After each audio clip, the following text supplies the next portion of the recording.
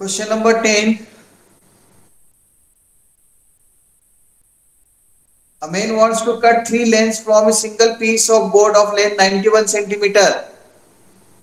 ओ question में number पे number लिखे जा रहे हो आप, तो ऐसा करते हैं, पहले स्टार्ट से करते हैं, हम शुरुआत से लिखते हैं। 1 से लेकर 10 में किसको डाउट है? ऐसे समझ में नहीं आएगा। 1 से 10 में, 1 to 10, बस एक जिसको डाउट है वो नंबर डाल रहे हैं। क्वेश्चन नंबर 1 से 10 में किसको डाउट है? 8th डाउट है। 8th और 10th दो क्वेश्चन डाउट है। अब मैं 8th की हिंट दे रहा हूँ और 10th की हिंट दे रहा हूँ, जब तक आप चुप रहें थोड़ा, क्योंकि मैं हिंट ही दूंगा ताकि आप जल्दी से इसको सॉल्व कर पाएंगे, नहीं तो इसमें ज्यादा टाइम खराब होगा। मैं हिंट दे देता हूँ कैसे करना है। जैसे ये समझाया ना मैंने, ये तो फिर भी मैंने बहुत कुछ कर दिया है, लेकिन अब मैं आगे आपको हिंट दे रहा हूँ कैसे करेंगे। फिर भी नहीं आएगा तो भी बताना ही नहीं, वैसे एक दूसरे से भी आप डिस्कस कर सकते थे। अब 8th को बताता हूँ मैं,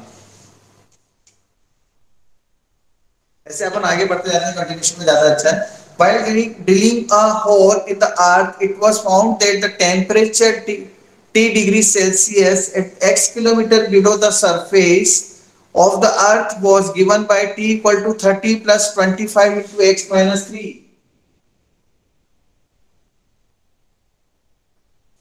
T टेम्परेचर इस रिलेशन से दिया जा रहा है, 30 प्लस 25 इंटू, उल्टा लिख, 30 plus 25 into x minus 3। समझा रहा हूं मैं क्वेश्चन का meaning. When x is in between 3 and 15, x is in between 3 and 15, question का मीनिंग समझाऊंगा, सबको समझ में आएगा, कोई बहुत बड़ी बात नहीं है। Between which depth will the temperature be between, which depth the temperature will be in between 200 to 300? The water, नहीं sorry, while drilling a hole in the earth, it was found that the temperature x kilometer below the surface of the earth is given by this. When x is in between 3 to 15, between which depth will the temperature will be? Temperature will be in between 200 to 300 degree. देखो मैं इस question का meaning समझा रहा हूं आपको, पहले मतलब क्या है। वाइल ड्रिलिंग अ होल, जब अपन जैसे ऐसे छेद करते हैं ना, दीवार में भी आपने देखा होगा कि वो एक ड्रिलिंग मशीन आती है, घर्र करके ऐसे जाती है अंदर ना। तो जब अपन किसी चीज में होल करते हैं, वॉल के अंदर होल करते हैं, वॉल में होल कर रहे हैं, यहाँ पे वॉल की जगह आप अर्थ में होल कर रहे हैं, गड्ढा खोद रहे हैं। तो जब आप ड्रिलिंग मशीन का यूज करते हैं ना, गड्ढा खोदने के लिए, होल करने के लिए, तो उसमें क्या आप देखना, कभी भी आप किसी भी जगह इस तरह से जब छेद करते हैं या कील से भी करते हैं, तो वो कील का आगे आगे का पार्ट गर्म हो जाता है। जिस पर आप हथौड़ी से मारते हैं ना, हैमर से, तो वो गर्म हो जाता है, आपने देखा होगा। ये साइंस की चीजें हैं, लेकिन सिंपल है समझ में, मतलब प्रैक्टिकल है, जिसका आप यूज करते हैं। तो इस तरह से अगर अपन इस तरह से इसको होल को अंदर करते हैं, तो ये इसका जो आगे का पार्ट होता है ना, वो गर्म हो जाता है, मतलब उसका टेम्परेचर में वेरिएशन आता है, जिससे से होल अंदर जाती जाती है वो ड्रिलिंग मशीन। ये मतलब है इस क्वेश्चन का। तो क्वेश्चन में ये बोला है, while drilling a hole in the earth, it was found that the temperature in x kilometer below the surface of the earth was given by this। ये टेम्परेचर का फॉर्मूला है, जो अपन टेम्परेचर मेजरमेंट कर सकते हैं कि कितना डिग्री इसमें बढ़ रहा है और कम हो रहा है, इस फॉर्मूले से। इससे अपने को कोई लेना देना नहीं, तो क्वेश्चन में दिया हुआ है। कैसे आया क्या है, ये साइंस वाले जाने, हमें मैथ्स यूज करनी है इसमें। जब x की वैल्यू कितनी है, 3 से लेकर 15 मीटर तक, और x क्या है इसके अंदर, कितना किलोमीटर अंदर जाते जा रहे हैं, जैसे किलोमीटर में है, क्योंकि जैसे अपन वो हेड पंप होता है तो उसमें जाती है कि नहीं, इस तरह से आवाज आती है, आसपास में डिस्टर्ब हो जाता है पूरा माहौल, कितनी आवाज आती है उसकी, बहुत जोर जोर से, वो ड्रिलिंग करते हुए अंदर जाता जाते हैं, पाइप्स जाते हैं इसमें। तो ये x किलोमीटर अंदर जाता जा रहा है, और x की वैल्यू किसके बीच में, 3 से लेकर 15 के बीच में। आपको क्वेश्चन में x फाइंड करना है जब t 200 डिग्री से 300 डिग्री हो, इतना ज्यादा टेम्परेचर है, 200 से 300 के बीच का टेम्परेचर है, तब x कितना होगा। तो आपको क्या करना था, यहाँ t की ये वैल्यू इसमें पुट करनी थी। t कितना है,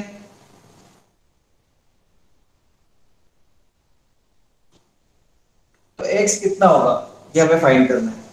फाइंड x फाइंड करना है कि x की रेंज क्या होगी जब ये टेम्परेचर है। तो बताओ वो कितने किलोमीटर पे ये वाला रेंज दे रखेगा, टेम्परेचर रखेगा, कितने किलोमीटर अंदर जाने के बाद। 170, 270, 30 को माइनस कर दिया दोनों साइड, 30 इधर भी माइनस होगा, इधर भी माइनस होगा, फिर 170 अपॉन 25 कर देंगे हम, 270 अपॉन 25, ये इधर भी डिवाइड होगा, इधर भी डिवाइड होगा, दोनों तरफ डिवाइड होते हैं ना, इन इक्वेशंस में ऐसा करते हैं। इसको इससे डिवाइड करेंगे, कितना आएगा डिवाइड करने पर? 6.8। 6.8 x माइनस 3, इसको डिवाइड कर दो, 10.8।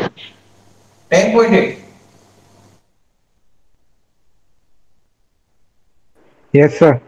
ओके, फिर 3 प्लस हो जाएगा 9.8 x 13.8, ये 3 इधर भी जाएगा, इधर भी जाएगा, ये x की वैल्यू इतनी है, मतलब 9.8 से लेके 13.8 किलोमीटर के ऊपर उस ड्रिलिंग मशीन के जो है, जिस जो भी चीज उस पर जा रही है अंदर, उसमें ये टेम्परेचर होगा उसके अंदर, उसके अंदर। ठीक है, कोई डाउट बोले? अगर डाउट है तो बोलो। ये आंसर दे रखा है इसका, क्या आंसर? 9.8 से 13.8। और कोई डाउट? अब आ जाते हैं अपन 8 के बाद 10 पर, स्क्रीनशॉट ले लें। ले लिया सर। प्लीज हैव पेशेंस, थोड़ा धैर्य रखो, डाउट सभी के हैं, तो आपको एक दूसरे को समझना है, एक दूसरे से समझने के बाद जो कॉमन डाउट है मैं बता रहा हूं। A man wants to cut 3 length from a single piece of board of length 91 centimetre. एक 91 सेंटीमीटर का हमारे पास बोर्ड है, इसके 3 पीस करने हैं, इसके 3 टुकड़े करने हैं 91 सेंटीमीटर के बोर्ड के। The second length is to be 3 centimeter longer than the shortest one, and the third is to be twice as long as the shortest. Words पे ध्यान दें, शॉर्टेस्ट में x ले लेता हूं, सबसे छोटा x, ठीक है। Then a man wants to cut 3 pieces of the 91 centimeter. The second is to be 3 centimeter longer than the shortest one. ये 3 सेंटीमीटर से ज्यादा है, अगर ये x है तो ये x प्लस 3 है, 3 सेंटीमीटर ज्यादा बोला है ना उन्होंने, longer than. And the third is to be twice as long as the shortest. And the third मतलब ये third piece, ये second piece, ये first, ये third piece. Third piece is twice as long as the shortest. मतलब ये इसका 2x होगा, 2 times, twice as long as the shortest, जितना छोटा वाला बड़ा है उससे डबल वो बड़ा है। अगर ये 5 है तो ये 10 है, ये 10 है तो ये 20 है, ये 7 है तो ये 14 है, तो ये कितना हो जाएगा? 2x. What are the possible length of the shortest board if, सबसे छोटे वाले बोर्ड मतलब x फाइंड करना है, if the third piece is to be at least 5 centimeter, अब कंडीशन है ये, अब इन इक्वेशन बनेगी, if the third piece is to be, third piece मतलब 2x is to be, word problem है, जैसे फादर एज और सन एज की 10th क्लास में थी, ये 11th की वर्ड प्रॉब्लम चल रही है, is to be at least 5 centimetre longer than, कम से कम 5 सेंटीमीटर तो बड़ा हो ही हो, longer than the second one. second one कौन सा है? x plus 3. ये वाला जो पीस है ना, थर्ड पीस, वो सेकेंड वाले पीस से कम 5 तो बड़ा हो, कितना? 5 बड़ा हो इस सेकेंड पीस, मतलब सेकेंड पीस में प्लस 5 करेंगे तो थर्ड पीस बनेगा, तो इससे कितना आ जाएगा? इस x पे तो क्या है अपन, x is greater than, sir इसमें इक्वल टू का साइन भी आएगा ना? हाँ, x is greater than equal to 8, at least बोला ना, कम से कम इतना हो, तो x की वैल्यू कितनी आ जाएगी? Greater than equal to 8. तो फर्स्ट पार्ट हमारा क्या हो जाएगा? Greater than equal to 8. Second part क्या हो जाएगा? x plus 3 greater than equal to 11. और थर्ड पार्ट क्या हो जाएगा? 2x मतलब ग्रेटर देन इक्वल टू कितना हो जाएगा? 16. और तीनों मिलकर x+3+2x मिलकर कभी भी 91 से ज्यादा तो नहीं हो सकते। ये तीनों टुकड़े कभी 91 से ज्यादा हो सकते हैं क्या? टोटली 91 का टुकड़ा है, उसके 3 टुकड़े कर रहे हैं, 91 से ज्यादा नहीं हो सकते। x 3x कितना हुआ? 4x is less than equal to 91 minus 3, तो 4x is less than equal to कितना हुआ? 91 minus 3 88, तो x की वैल्यू कितनी आ जाएगी? 22, नहीं, हाँ 22, 4 to 8 4 to 8 से बड़ी और 22 से छोटी। फाइनल आंसर क्या हो गया? Greater than 8 less than 22। This is the answer, दोनों को मिलाकर 1 into 2। इसकी जरूरत नहीं है, ये तो मैंने वैसे बताया कि यही आंसर हो गया। अपने को तो ये लाना है, x की वैल्यू पता नहीं है, सेकंड और थर्ड पार्ट उसने पूछे नहीं, तो इसको लिखो भी मत।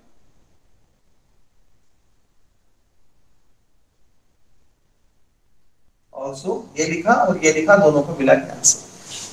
ठीक है, 10th भी हो गया। अब 11 से 15 के बीच में कौन सा डाउट है बोले? 11 से 15, 11 से 20, 11 से 20 में डाउट बोले।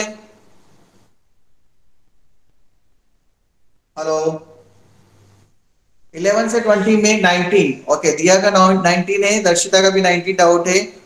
Solve the inequations graphically. Doubt क्यों पूछा है? एनिका आपने नहीं करा क्या ये सब? एनिका आपने कर सर लिया? हाँ करा तो है, पर सही है पता नहीं। हाँ चेक करते हैं। ये फर्स्ट इक्वेशन है। साहिल आपने किया? आदिश, आदिश शुक्ला आपने करा? नहीं तो सारे ने किया अभी। अली आपने किया? स्नेहा आपने किया? No sir. No sir. Pranjal? Yes sir. कर लिया? ये क्या होता है सर? No sir. असाइनमेंट क्या होता है? हैं? ये मत बोलना सर असाइनमेंट क्या होता है, कुछ है क्या? दे रखा है क्या? ऐसा मत बोल देना, मेरे को स्ट्रेस आ जाएगा भैया, बाहर जाके कूद जाऊंगा मैं ना। हे प्रांजल, कुछ असाइनमेंट कर रहे हो कंप्लीट घर पर?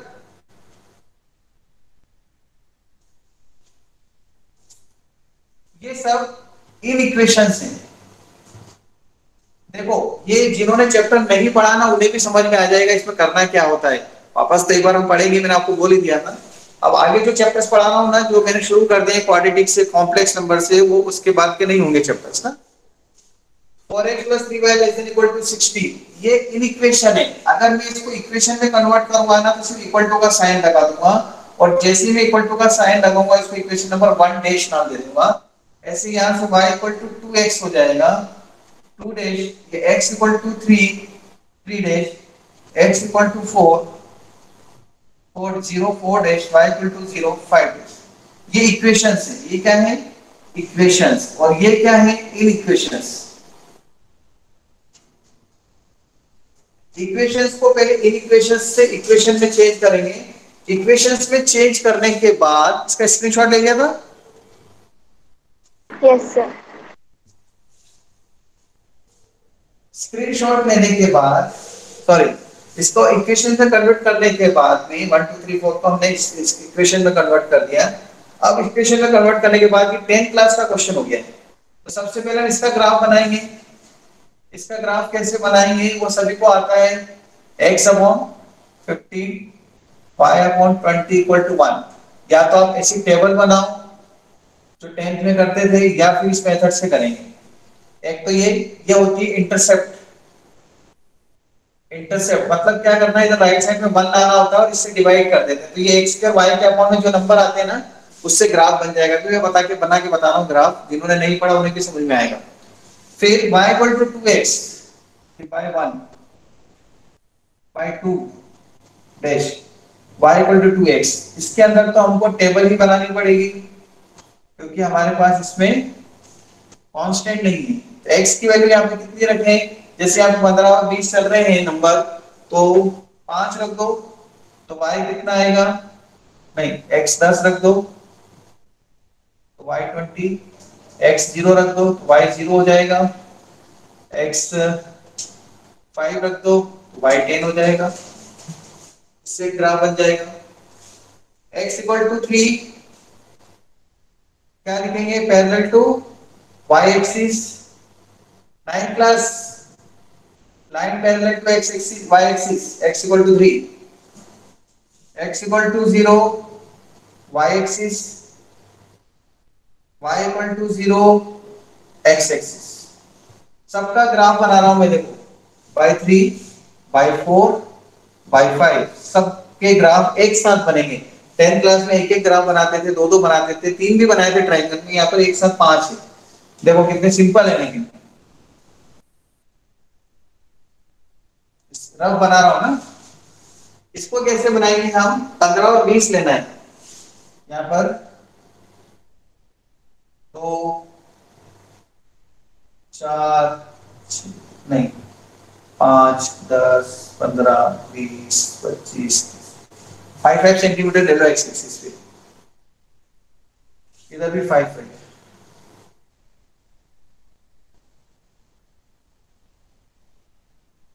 ठीक है, 1 सेंटीमीटर इक्वल टू 5। ये 15 और 20 है ना, यहाँ 15 एक्स पे, देखो ये 15 और ये 20 किस पर है? वाई पर। ये इन दोनों को ज्वाइन कर दो, ये बन गया ग्राफ फर्स्ट का। और इसमें लेस देन का साइन है, लेस देन में इस साइड में आता है ग्राफ, इस साइड में एरो लगाएंगे। अगर लेस देन का साइन है तो 0 की तरफ। अब इसका ग्राफ बनाएंगे, 10 पर 20, 10 पर 20 यहां पर आएगा, 0 पर 0, ये 0 0, और 5 पर 10 यहां पर आएगा। इन तीनों को ज्वाइन कर दो, ऐसा बनेगा। ये y इक्वल टू 2x का graph, y greater than equal to x। अब इसका रीजन कैसे डिसाइड करें? शायद इसलिए डाउट बना आपका, बोलो हाँ। Yes sir. है ना कि सर इसमें एरो इधर लगाएंगे, इधर लगाएंगे, क्योंकि 0 0 से पास हो रहा है, तो इनमें तो हम 0 0 पुट करते हैं। देखो 0 पुट करो इसमें, 0 plus 0 less than 60, 0 less than 60, yes, इसलिए इस साइड में लगाया जिस तरह 0 था, क्योंकि सेटिस्फाई किया। समझ में आ रही बात? लेकिन इसमें कैसे देखेंगे? तो इसमें आपको क्या करना है, कोई सा भी पॉइंट ले लो, बहुत सारे पॉइंट्स आपके पास, ये ले लो 20 0, put x equal to 20, y equal to 0 in 2, ये 2 इस पे पुट करते हैं। देखो y की जगह तो 0 रखो और 2 इंटू 20, 0 ग्रेटर देन 40, सही लिखा है? क्या ये बात सही है? No 0 sir. Greater than 40, no. Okay, 0 तो छोटा होता है ना, मतलब ये जो पॉइंट है 20 0, अगर हम ये इसमें पुट करते हैं तो वो सेटिस्फाई नहीं करता। इसका मतलब जिधर 20 0 है, 20 0 यहाँ पर आएगा, दिस पॉइंट इज 20, 0, ये पॉइंट यहाँ पर इसको सेटिस्फाई नहीं कर रहा, तो इस साइड में नहीं आकर इधर जाना पड़ेगा आपको, अपोजिट, क्योंकि वो सेटिस्फाई नहीं कर। अगर करता तो एरो उधर लगाते। देन x इक्वल टू 3, मतलब ग्रेटर देन 3, x की वैल्यू ग्रेटर देन 3 कहां बनेगी? y एक्सिस के पैरेलल होगी ना, x इक्वल टू यहां बनेगा, ये x equal to 3 greater than equal to 3, इसका ग्राफ इस साइड बनेगा। ठीक है, y एक्सिस के पैरेलल। और x इक्वल टू 0 ये होता है x इक्वल टू 0 इस साइड में, और y इक्वल टू 0 इस साइड में, ऊपर की साइड। तो सबका कॉमन आंसर कौन सा आ रहा है चेक करके बता दो। सभी में आ रहा है वो ये वाला part, this part is the common answer. ऐसे बनेगा इसका ग्राफ। ठीक है, 19 का स्क्रीनशॉट ले लें।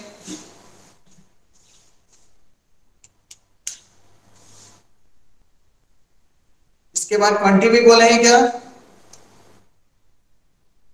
सर हाँ, सर वो सेकेंड इक्वेशन की मतलब लाइन तो उससे सेटिस्फाई नहीं कर रही उस पार्ट को। सेकेंड इक्वेशन मतलब y greater than equal to 2x की ना।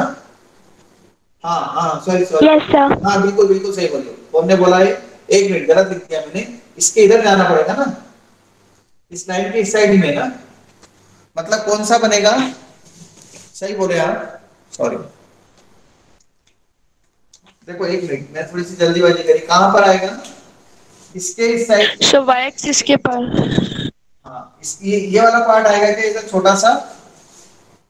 Yes sir. हाँ, ये छोटा सा ये आएगा इधर यहाँ पर, वो मैंने रफ बनाया, आप अच्छी तरह से बनाएंगे ना तो यहाँ भी जो मिलेगा ना, दिस इज द आंसर, ये आंसर है अपना, ये आंसर इधर मिलेगा। ये अभी मैंने क्या रफ बना रखा है। देखो कितनी अच्छी बात उस लड़की ने, उस स्टूडेंट ने पकड़ी कि इस तरफ चले जाओ, इधर चले जाओ, इस तरह से, क्योंकि अभी वो वाला जिसने बोला कि सर इसके इधर तो आ ही नहीं रहा, हमको तो इधर जाना है ना, तो ये कैसे लिख दिया। गुड गुड, जो भी है, मेरे को अभी इसमें क्या नाम नहीं दिख रहा है, मैंने तो ये नेहा तोतला 11th class 11th question. Okay sir एक मिनट स्क्रीनशॉट लेना है। हाँ हटता हूँ।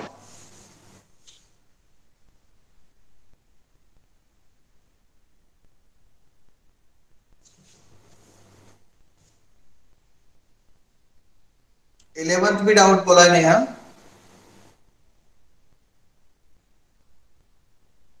A company manufactures cassettes and its cost of equation, its cost equation for a week is C equal to 300 plus 1.5x। cost equation दे रखी है।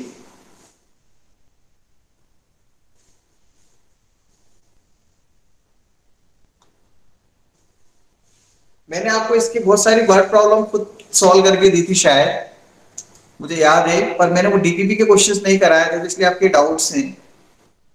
तो 11 question भी डाउट बता देता हूं। A company manufactures cassettes and its cost for the week is C equal to 300 plus 1.5x।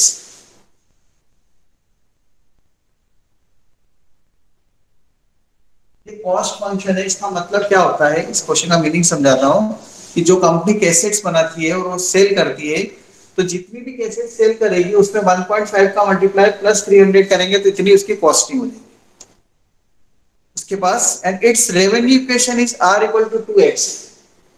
ये तो इसकी कॉस्टिंग हुई, मतलब 300 रुपए तो उनके लगने हैं, भले कोई भी कैसेट बिके या ना बिके, 300 प्लस जितनी नंबर ऑफ कैसेट्स बने उसके पर 1.5 के हिसाब से और उनके चार्जेस लग रहे हैं, कुल मिला के इतनी उनकी कॉस्टिंग है। कॉस्टिंग मतलब बनाने में लगा हुआ खर्चा, और ये रेवेन्यू का मतलब होता है उससे कितनी उनको इनकम हुई, R equal to 2x, where x is the number of cassettes sold in the per week। एक वीक में कितनी भी कैसेट जो वीक में सेल हुई है उसका मल्टीप्लाई करेंगे तो इतनी रेवेन्यू आ जाएगी 2 का मल्टीप्लाई करके।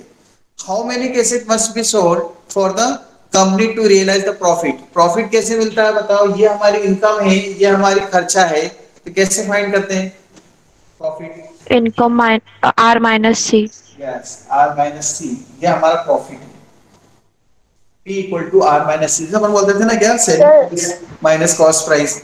हाँ सर ऐसे कर सकते for profit revenue is greater than cost.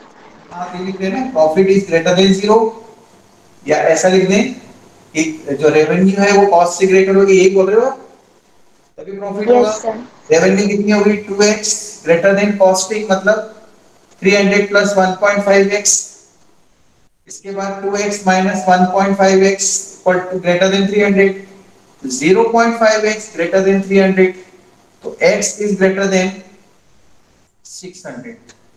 1/2 लिख के उधर क्रॉस मल्टीप्लाई कर दिया, 0.5 से डिवाइड कर दिया, ठीक है, मतलब 600 से ज्यादा कैसेट उनको बनानी है, तब जाके प्रॉफिट होगा। 300 रुपए तो ऐसे लग रहे हैं ना, इसलिए। चलो इसके बाद कहां पर आते हैं अपन, 20 कौन सा बोले थे, 20 तो नहीं बोले ना, तो 29। 29 23 23 एनसीईआरटी एग्जांपल बुक में देख लेना 23, क्योंकि जो क्वेश्चन मुझे लगता है डायरेक्ट मिल जाएगा, मैं उसमें आप प्लीज इसको ट्राई करें। 29 एंड 30 को मैं बता देता हूं, 23 आप एनसीईआरटी एग्जांपल में देखें, अगर नहीं समझ में आएगा तो फिर मैं बता दूंगा अभी। और होमवर्क पे आ जाते हैं। अरे एक मिनट वेट मत लिखो, नंबर पे चलिए दिख रहे हैं इतने सारे एक साथ, कैसे याद रखूंगा। 24 से 27 के बीच में बोलो, डाउट बताने जैसा होगा तो ही बताऊंगा अब मैं ना, ये भी है। 25 देखता हूं क्या है, 12 plus 1 and 5/6x less than equal to 5 plus 3x। अरे यार फिर नंबर क्यों लिख रहा, अभी एक नंबर तो पढ़ रहा हूं ना मैं, 24 से लेके 27 के बीच में क्या बोला अभी आपने मुझे? 25। पहले मुझे 25 करने तो उसके बाद अगले नंबर की बात करूंगा। 25 से पहले किसी का डाउट है क्या? 23 एनसीईआरटी बुक एग्जांपल, वहां से देखें, बिल्कुल सिमिलर है। अगर नहीं स्टेप समझ में आएगी तो मैं बताऊंगा, क्योंकि इतना टाइम नहीं है अभी, छोटा क्वेश्चन में कर पाऊंगा इसलिए, वो भी नहीं हो पाएगा। 25 देखो, 15 प्लस,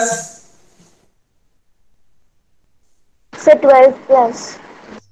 हाँ 12 प्लस 1 एंड 5/6 मतलब कितना हो गया?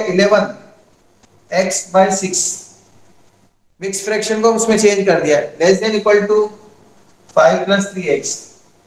इसको आप उधर ट्रांसफर कर दो, 11x/6 minus 3x less than equal to 5 minus 12। 12 को उधर ट्रांसफर, इसको इधर ट्रांसफर, एलसीएम ले लो, लेस देन इक्वल टू -7। इसमें से माइनस करेंगे तो -7x/6 is less than equal to -7। तो x is greater than equal to 6। Sign change हो जाएंगे, माइनस माइनस कट करेंगे तो ध्यान रखना। तो आंसर क्या आ जाएगा इसका?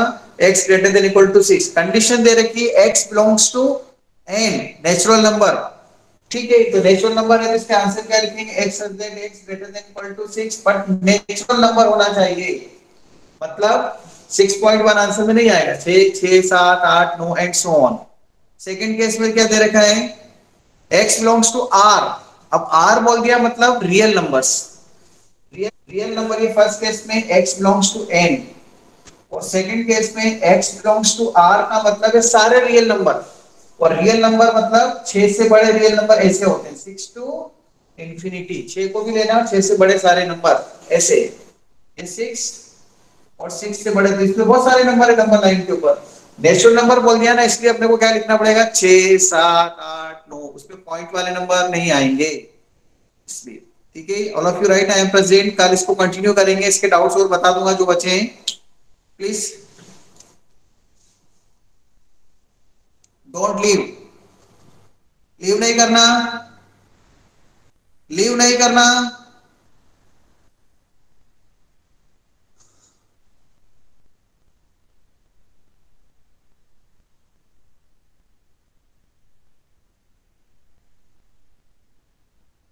नाउ यू कैन लीव,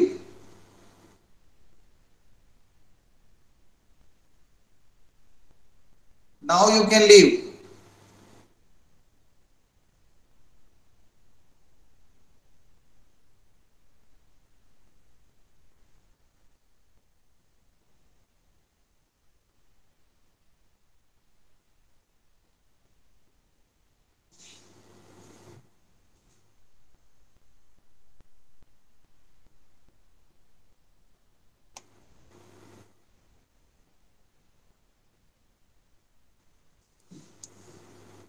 दिया, लीव द मीटिंग।